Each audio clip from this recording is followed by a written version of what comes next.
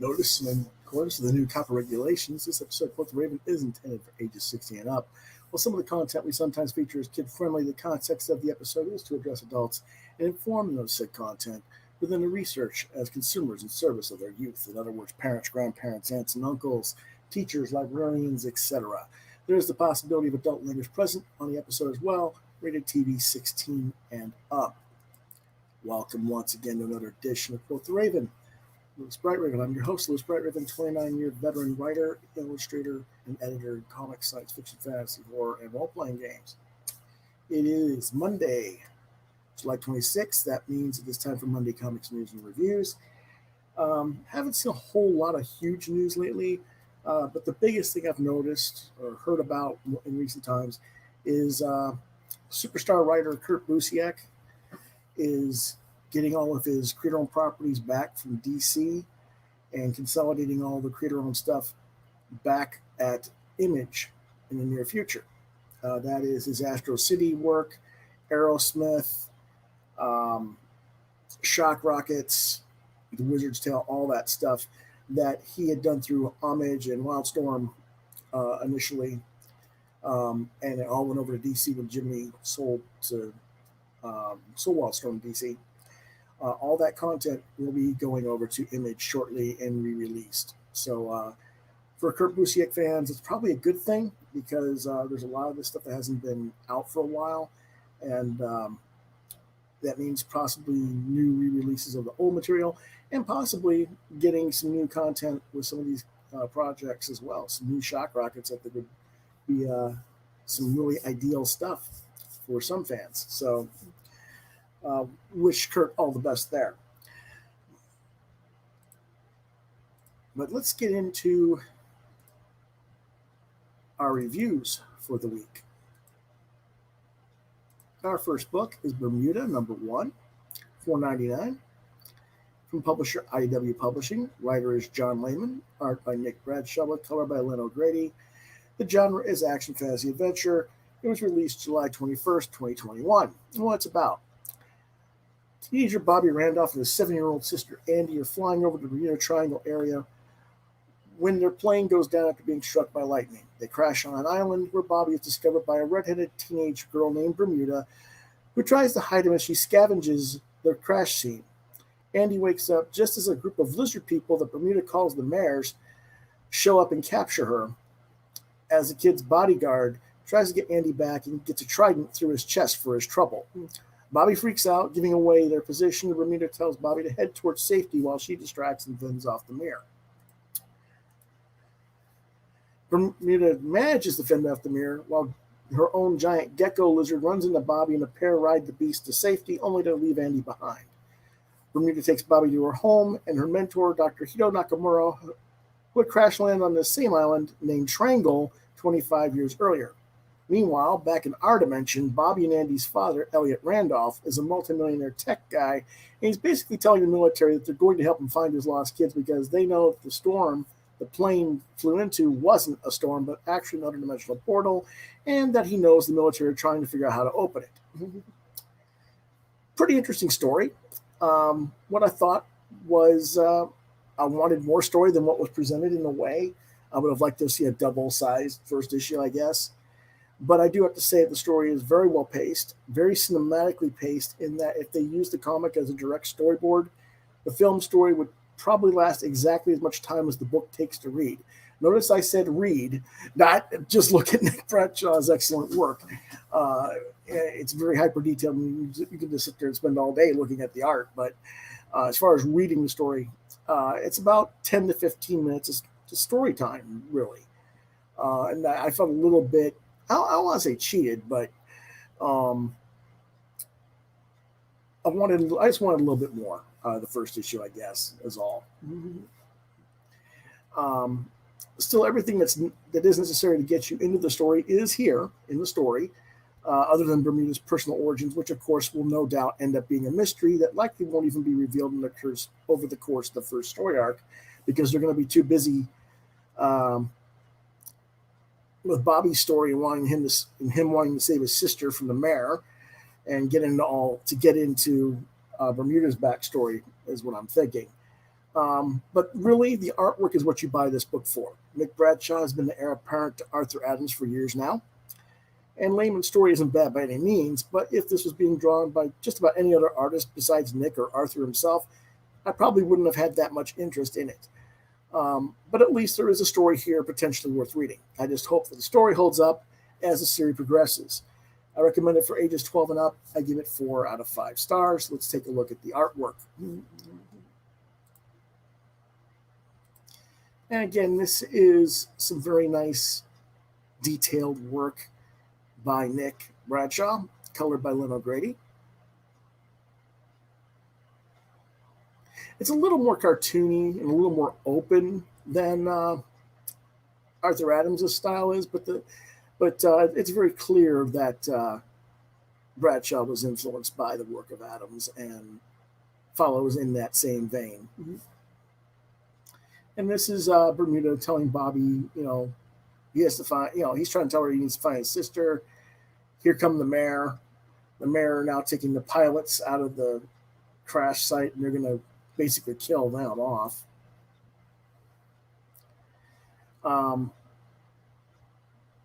He's running away, trying to get away, while Mayor is distracting and shooting all the mayor. Bermuda is. And he's like, this is all a dream. I got to wake up. And then he meets the giant gecko lizard beast, which I think is just awesome looking. Beautiful colors by Lynn O'Grady, by the way. Very nicely done.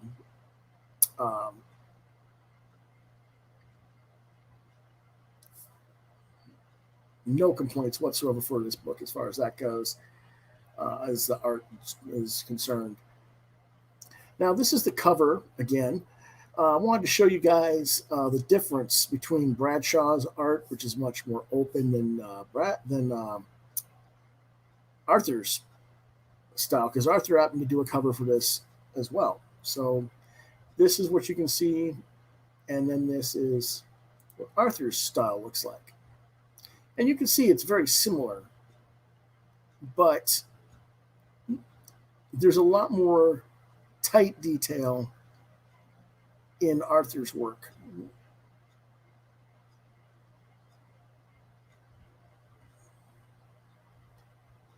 Go back. Whoops. My bad. There we go. Again, this is nice stuff, but you can see there's a heavier blacks. The line weight's a little bit heavier. Some of the detail stuff is left a little more open with Nick than with Arthur.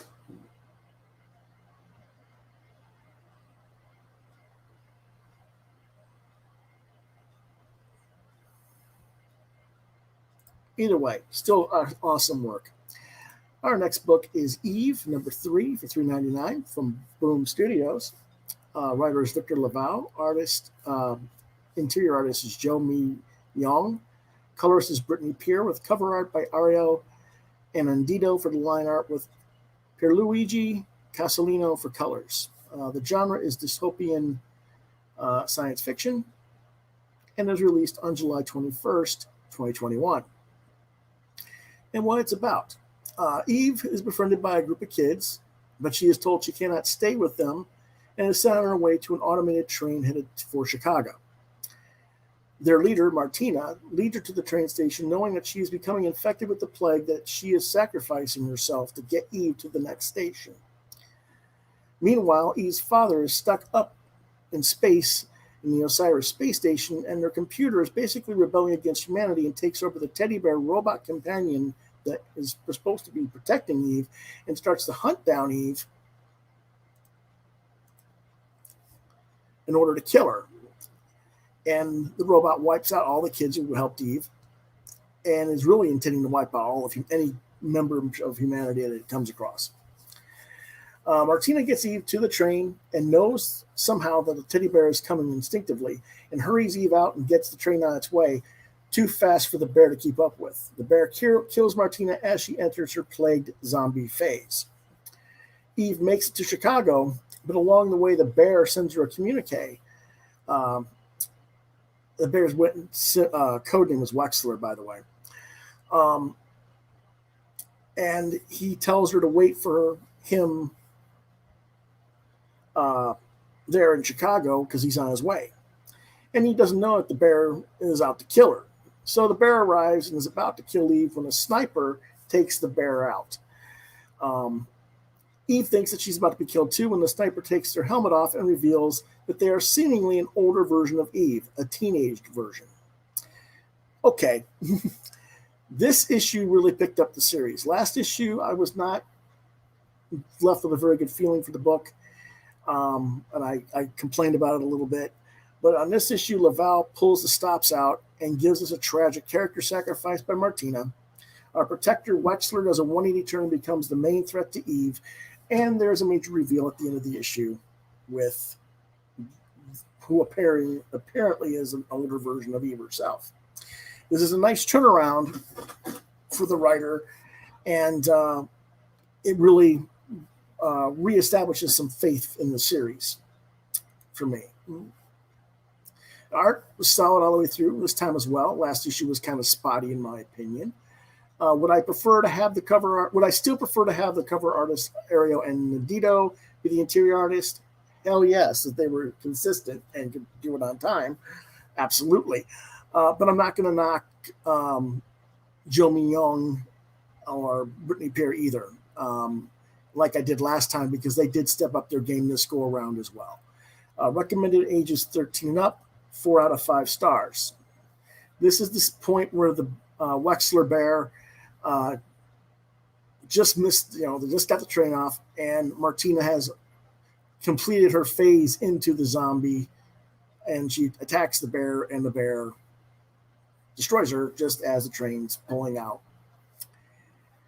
And he figures out where Eve's going, and he says, "I'll make it quick, Eve, I promise." And that's basically the deal, more or less, on that scene. And then this is the scene where she's in Chicago at the train station, and she waited because, of course,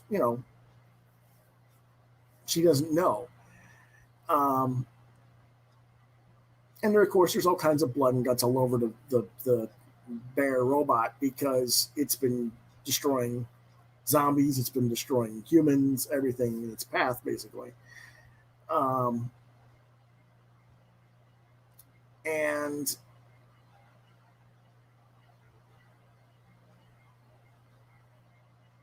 just about, like I said, just at the time he's about ready to slash her and destroy her, the sniper comes and shoots it and basically blows the back of the head out. But I didn't want to give the full reveal at the end of the story, though. So our next book is EVERFROST #2.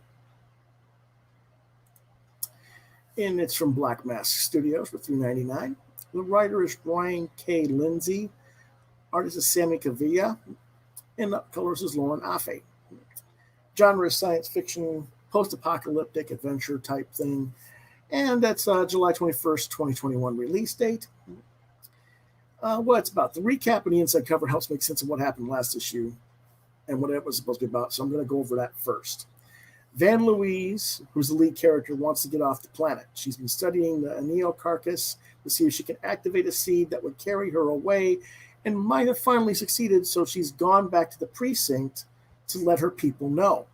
With 8, her cyber monkey companion and combative confidant who protects her, by her side, she has discovered someone is using her dead son's DNA to create recreational clones, and she's having absolutely none of that shit. And I'm quoting the book, by the way, transpiring behind her back. Couple that brutal discovery with the strange realization that lifetimes have somehow passed since she was last amidst civilization, and Van has a long journey ahead of her, and she'll do anything to protect her family or just the memory of it. That really did a nice job of summarizing the first issue, which, if you guys remember when I did the review on that, I said it was very confusing and not making much sense to me. Now that I've read that summarization and I was able to go back and reread #1, things made more sense. So on with the story for this issue. Van meets a clone of her mother, who tells her how much time has passed and why there's clone DNA of Van's son running around. That doesn't end particularly well, and Van interferes between the two factions, the Bloom and the Ward, where the Ward warlords are clones of her son as well. Sadly, her monkey companion 8 gets killed and she gets captured. The Bloom and Van both end up prisoners, and they escape their captors and head to the Bloom's HQ, where she sees that their male leader is yet another clone of her son, so she immediately kills him, and that, of course, means she's made herself an enemy of everyone. Will the Bloom allow her to explain her actions, or is Van doomed? The recap helped me a lot, like I said. The story in issue 1 was confusing as hell. With that being said, this issue is not nearly as confusing as issue 1 was, and so things make more sense, but I still really don't understand how or why Van was missing all these cycles of time, seemingly hundreds of years. Everybody she actually knew is long dead, and there's generations of clones of her family in place now. And that really does need to be explained, why that happened or how that happened, and it hasn't yet. I'm still not particularly swayed by this book. The plot is still quite disjointed, though I will say it is gelling into something identifiable with this issue. The problem is, if you haven't given us the plot and we understand what's going on by issue number 3, how many readers are going to stick around long enough to figure out what the hell's going on and what the book's supposed to be? I don't know. I'm going to stick with it one more issue, and hopefully that there'll be the revelations like what happened with Eve, with a nice twist there. I'll give them a shot. Recommended for ages 16 and up. I gave it 3 out of 5 stars, and that's being generous. It really should be a 2.5, but I'm being generous. I'll give them a 3. And here's the art. This is Van talking to her sort of cloned DNA representation of her dead mother. It is a DNA representation, but it's also a hologram of some sort. Obviously, you can see she's passing her hand through the body. Other times, the physical components seem to be there, and it's a physical form. As you can see, it grabs her hand in the bottom left panel there on the left page. So it's kind of a weird thing there. But, you know, it is what it is.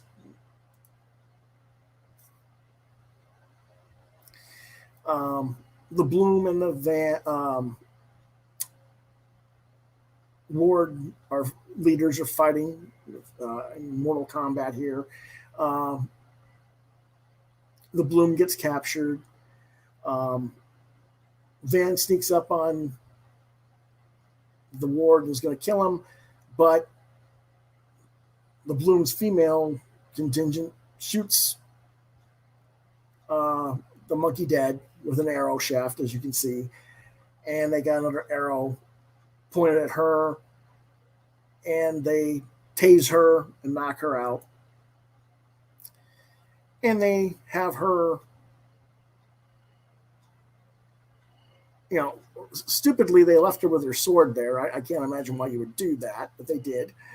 But they've got all 3 of them captured, both Van and the Bloom and the Ward members, and she frees the Bloom member, and she's like basically looking for closure and stuff, and she kills this Ward member, lets him know that he's not her son, and just a joke type of thing, and, you know, basically just puts him out of his misery because he's already lost his blood because his arm's been chopped off for DNA key codes by the other people. Whoops. I don't know why that's there, but we'll see what's going on here. Just a second.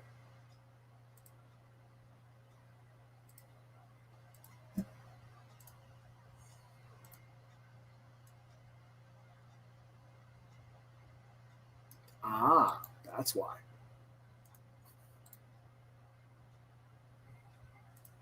Okay. Had some files in it that weren't supposed to be there. Let's get back to the next review then, shall we?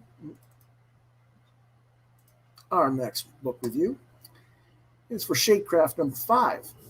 Publisher Image Comics, writer Joe Henderson, art by Lee Garbett, colors by Antonia Fabella, genre is horror, and released again July 21st, 2021. And what it's about: Zadie and her mother face off against her mother's former governmental handler, Angela, who has kidnapped Ricky, the son brother of the two, and to try and train him into an assassin with his shadow powers. I thought this was a great closure to the story arc. I think the series is really quite underrated, and I have seen very little talk about it on the comics media scene. If you haven't been getting this book in singles, be sure to ask your retailer for Volume 1 trade. It is certainly worth your time. Recommended for ages 13 and up. I give it a 4.5 stars. Let's take a look at the art. This is basically the mother using her shadow powers against Angela. And Angela is like saying, oh no, you basically gave me your son. I didn't steal him. And she gave your body away. And I was just, doing things a certain way, but they didn't really want you type thing. And that kind of throws him off kilter mentally.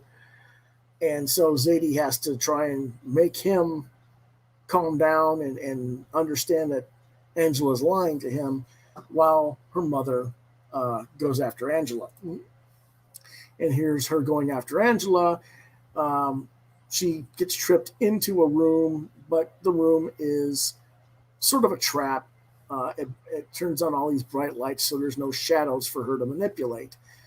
And of course, they're explaining that there's a whole bunch of people who had these shadow powers, and she was controlling them, or was the handler for all of them, and then she lost it when you lost the whole group when Zadie's mother left the organization. And of course, she's trying to say she's going to stop her. She hasn't got any powers. Now, there is something, however, that her mother can do, and it's not all the shadows aren't eliminated from this bright light. I don't want to say what happens because it gets pretty cool looking and a cool action that she takes. I don't want to spoil that for you. It's really well done, though. In the meantime, Ricky's body is being transported, and the father crashes into the transport to try and get the thing there. And I thought that was kind of a weird thing a little bit, because it's like, well, he's already comatose and stuff, but doesn't that, like, a car crash wreck his, his body's not going to be stable and stuff, is going to get hurt. They didn't really show that. I was a little bit disappointed by that. That's why I kind of got the 4.5 instead of a 4 or 5. There was a few minor flaws like that. The ending is really kind of, I don't want to call it cute, but it has an amusing element to it.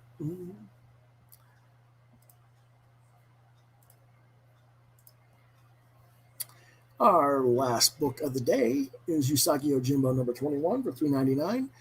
Publishers IAW Publishing. The writer and artist is Stan Sakai with colors by Hi-Fi Design.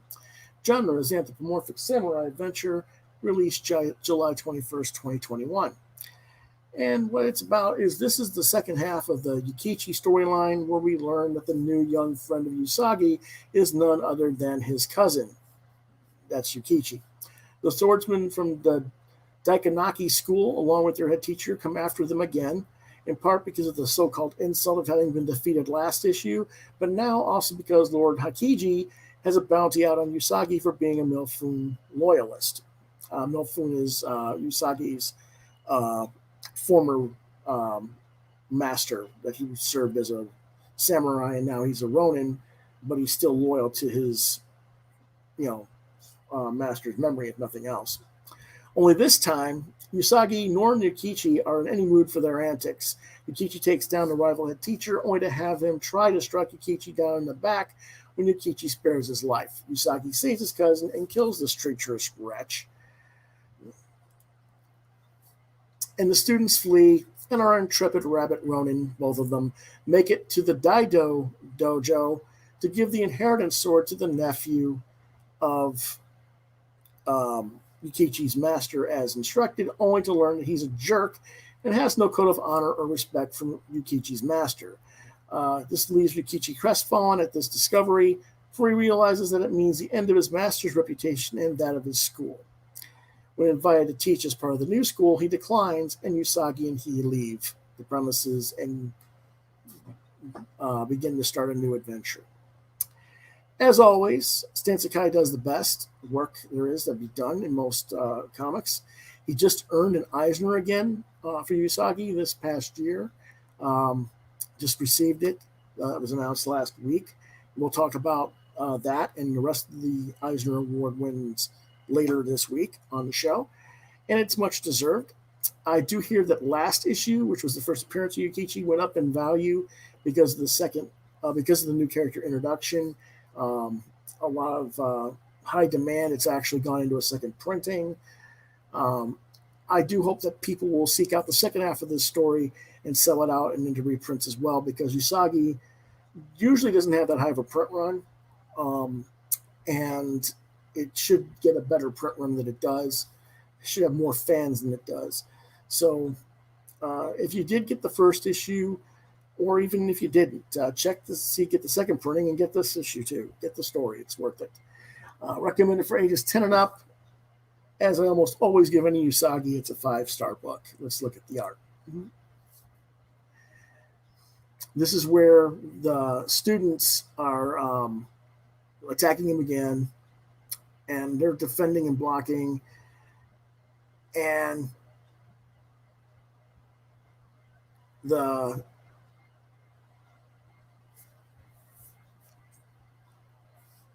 head teacher of the other rival school challenges him basically 1-to-1. So they do their 1-to-1, and they're doing their pre-attack posing and posturing and everything.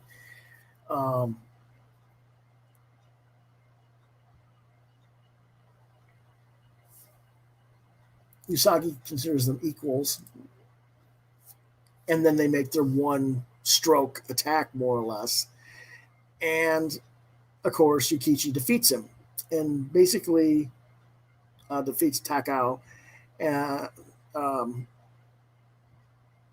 has an injury on his sword arm.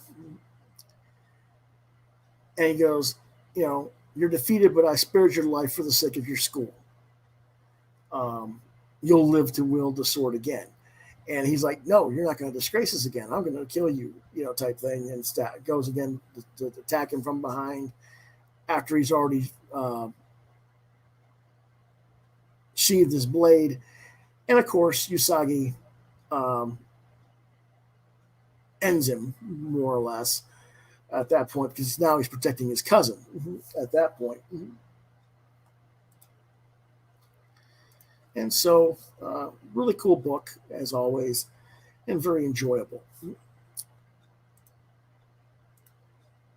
And that is our reviews for this week. However, we do have more content for you guys. I want to let you guys know what's going on for the rest of the week. This week on Quoth the Raven, Lewis Bright Raven. Tomorrow, 12 p.m. to 4:30 p.m., we will have a live draw session. It's me drawing sketches and possibly requests and stuff like that. On Wednesday at 6 p.m., approximately around 6 p.m. Eastern Standard Time, we'll be having What Did You Get This Week, which is what I buy from the local comic shop, and what did I get in the mail from my crowdfunding orders. And we might even have a little bit of crowdfunding shopping. I'll let you guys know what's available in closing on their time for their campaigns to end. We might even have a few guests in chat on the show as well. Thursday from 12 to 4:30 p.m., we have a live draw session again. And again at 9 p.m. Eastern Standard Time, we will have Roundtable, the usual Thursday night Roundtable chat. Guests will be determined. And the topic is the 2021 Eisner Awards, where we will talk about the winners, who was nominated, who was won, who was snubbed both in terms of not being nominated and who was nominated but probably should have won but didn't, stuff like that. And then Friday at 9 p.m., we're going to have Friday night genre talk, novel reviews, genre of both science fiction and fantasy. And the books that we'll be reviewing on Friday are Questland by Carrie Vaughn, The Fictional Man by comics writer Al Ewing. Oh, there we go. Amy Ogden's Sun Daughters and Sea Daughters. As you can see, I got a bookmark in there. I'm about a third of the way through. It's a very small, short book, more like a novelette. And lastly, Nadia Corfor's Remote Control. So those will be the 4 books that we will be reviewing on Friday. And then on Saturday, we will have a vault sale. And that is from 1 p.m. to 6 p.m. And during that 5-hour segment, we will have all the stuff that I've been doing in the live draws will be up for sale, as well as other materials that haven't been seen yet. I don't know exactly how many pieces we're going to have yet, but it'll probably be between 40 and 75 pieces that'll be up for sale during the vault sale. And I'll also do question and answers, and maybe I'll even do some live drawing again during that vault sale. We'll see what goes on Saturday that way. And we may continue in this Sunday as well, but definitely Saturday. Mark Anderson says, good show. All right. Thank you, Mark. Appreciate that. I got to talk to you after show, so make sure you're on Facebook so I can get you on Messenger. If possible. We are going to be doing a lot of other things as well this week. I don't know. My times that I've listed are as close to approximately what I can do as I think I can do this week. My father's got a new regimen for going to the hospital and getting 3 to 4 hours of rehab 3 days a week. And it screws up my timeline for when I can actually do the show. Because usually I do these shows in the afternoons and then sometimes at night for the interviews and stuff like that.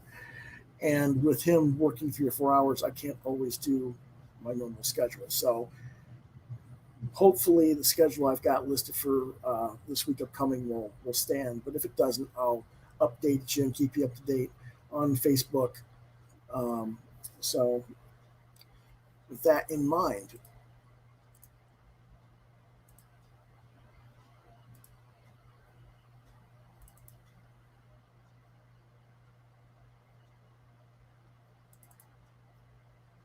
if you want to reach me on Facebook, you go to Lewis.BrightRaven on Facebook. My Twitter is at LewisBrightRave2. You can see more of my artwork at deviantart.com/BrightRaven. You're watching Quoth the Raven, Lewis Brightraven on YouTube and on Facebook, but if you want to watch the replays and watch past episodes, go to the YouTube channel. It's all there and archived. 3 years worth of stuff. You can, if you have any questions, requests for specific characters drawn during a live draw, anything like that, reach out to me at Lewis Brightraven, or pardon me, at quoththeravenlbr72@gmail.com first.